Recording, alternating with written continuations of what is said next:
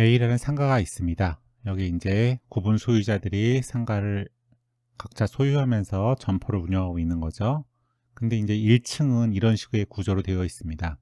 그래서 각 실들이 있고요. 전유 부분들이 있고 중간에 복도랑 로비가 있습니다. 근데 D가 1층의 어떤 그 전유 부분의 방실들을 몽땅 다 분양을 받은 거예요. 그래서 1층의 전유 부분들은 D가 모두 구분 소유권을 취득했고요. D는 여기서 골프 연습장을 운영하고 있습니다. 이 노란 부분은 공용 부분이죠. 전유 부분이 아닌 공용 부분인데요. D가 공용 부분인 1층의 복도와 로비에까지 이 골프 연습장의 카운터라든지 퍼팅 연습장 등을 설치하고서 골프 연습장의 내부 공간처럼 사용을 하고 있어요. 원래 이러면 안 되는데 이거를 마치 그냥 사유재산인 것처럼 자기 것처럼 사용하고 있습니다.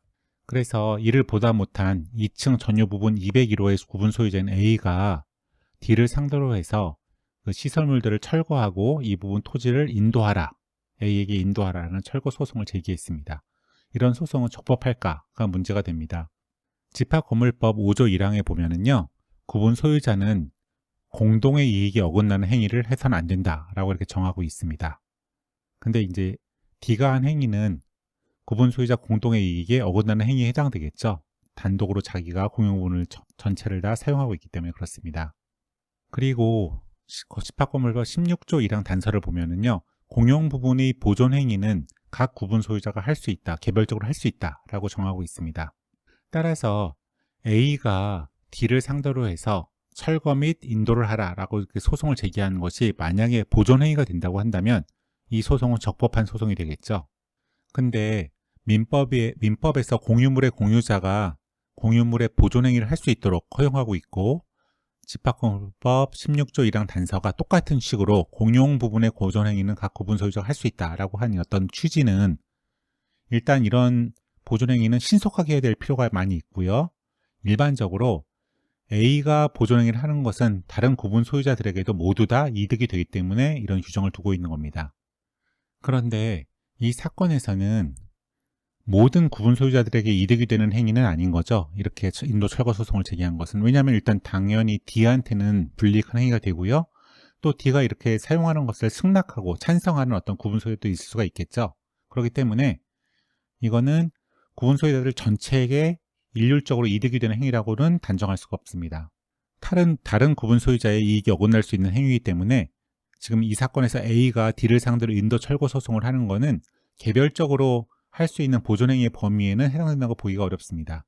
만약에 어떤 제3자가 들어와서 배타적으로 점유 사용하고 있다고 한다면 이거는 보존행위라고 볼 수 있는 가능성이 높겠지만, 이거는 구분 소유자들 간의 이해상충이 발생하는 문제이기 때문에 A가 단독으로 D를 상대로 해서 할 수 있는 어떤 보존행위라고 보기는 좀 어렵습니다.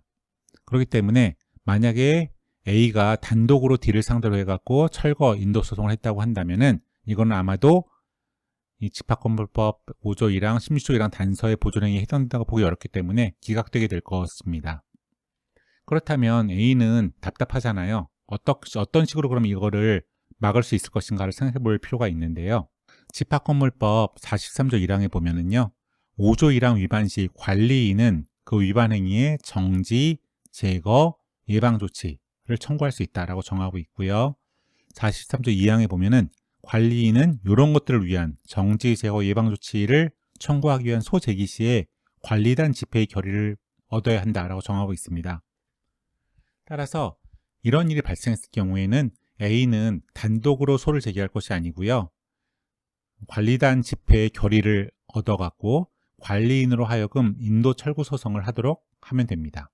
이걸 뭐 안건으로 요청을 해갖고 관리단 집회에서 다수의 의견으로서 D가 이렇게 사용하는 걸 막아야겠다라고 결정을 하면은 직접 하지 않고 A가 단독으로 하지 않고 관리인으로 하여금 관리단을 대표해서 D를 상대로 인도 철거 소송을 하면 될 것입니다. 그런데 여기서 단순히 철거하고 인도하는 것을 넘어서서 D가 1년 동안 만약에 이걸 단독으로 사용했다고 한다면 D의 불법 점유로 인한 부당이득 반환 청구까지 가능할 것이냐를 생각해 볼 필요가 있는데요. 이래야지 이걸 막을 수가 있겠죠. 일단 판례는 이 소송의 형태는 요거랑 좀 달리 봅니다. 그래서 이 부당이득 반환 청구는 공유 부분의 공유 지분권에 기초한 소송이라고 그 성격을 규정하고 있습니다. 공유 지분권이 있는 사람이 공유 지분권에 기초해서 하는 소송이라고 보는 거죠.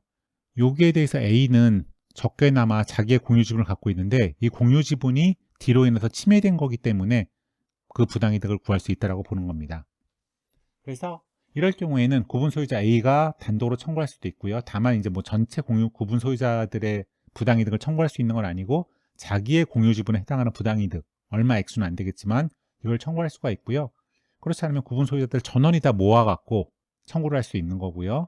여기에 더해서 판례는 관리인이 관리단을 대표해서 부당이득 반환 청구를 할 수 있다라고까지 인정하고 있습니다. 엄밀히 말하면 구분 소유자 A가 단독으로 하든지 구분 소유자들 전체가 각자 합해서 청구를 하든지 이런 건 가능하겠지만 관리인이 관리단을 대표해서 소재기 하는 것은 조금 성격은 안 맞는다고 볼 수 있죠. 이거랑은 좀 다른 의미니까요. 관리인이 관리 행위를 하기 위해서 이런 어떤 그 인도 및 철거 처분을 구하는 거랑은 좀 성격이 다릅니다. 그렇긴 하지만 효율성의 측면에서는 관리인이 관리단을 대표해서 일괄적으로 소를 제기해갖고 해결하는 게 훨씬 쉽겠죠. 그래서 판례는 이러한 경우에 관리인의 원고 적격을 인정하고 있습니다. 근데 이제 또 이렇게 이건 가능하다고 하더라도 문제가 될 수 있는 게 과연 A라든지 어떤 구분 소유자들에게 D가 이걸 사용한 것이 어떤 소대를 주는 행위일까라고 생각해 볼 수가 있는데요. 부당이득 반환 청구를 하려면 부당이득이 발생해야 되고 또 그로 인해서 소유자라든지 이런 사람들이 손해를 입어야 되거든요. 근데 1층 복도 로비는 어차피 임대할 수가 없는 것이고 다른 용도로 사용할 수도 없는 거기 때문에 과연 D가 이걸 단독으로 사용했다고 해서 A 등 구분 소유자들에게 손해가 있다라고 할 수 있느냐가 문제가 될 수 있습니다. 과거의 판례는 옥상에 어떤 시설물을 설치한 거에 대해서 이런 법리로서 어차피 임대할 수도 없고 다른 용도로 사용할 수도 없기 때문에 손해가 발생했다고 볼 수 없다라고 해서 부당이득 반환 청구를 부정했는데요. 최근에 전원합의체 판결로서 다수견해가 손해가 있다라고 보기 때문에 이런 경우에도 부당이득 반환 청구가 가능합니다. 일단 뭐 생각을 해보더라도 되게 불편하잖아요. 구분 소유자들이 1층을 거쳐갖고 2, 3, 4층으로 올라가려면 걸리적거리는 것도 굉장히 많고 그렇기 때문에 분명히 불편을 겪었을 겁니다. 그렇기 때문에 구분 소유자들에게 손해가 어떤 형식으로라든 간에 없다라고 보는 것은 좀 부당하죠. 그리고 단독 개인이 공용부를 사용해갖고 이득을 얻었는데 여기에 대해서 어떤 식으로라도 보상을 하지 않도록 하는 것도 역시 그 결과적인 면에서도 부당합니다. 그래서 최근에 전원합의체 판결로서 판례는 이런 경우에도 손해가 있다라고 봤고요. 이후에 하급심에서 이때 손해는 요것에 대한 차임 상당액이다 라고 이제 판결을 내렸고요. 이것이 대법원에 확정이 되었습니다. 다만 이제 여기서 좀 착각하면 안 될 것이 아파트라든지 이건 이제 아파트는 공동주택인데요. 그래서 공동주택관리법도 적용이 되고 집합건설법도 적용이 되고요. 상가는 이제 집합건설법만 적용이 되죠. 아파트나 상가의 공용 부분이라든지 전유 부분에 대한 관리비 징수는 집합건물법과 공동주택관리법에 별도의 법률 일정이 있기 때문에 이거는 그것에 따라서 해결해야 될 문제입니다. 이 법리가 그대로 적용되는 것은 아니라는 것을 알아두시면 좋겠습니다.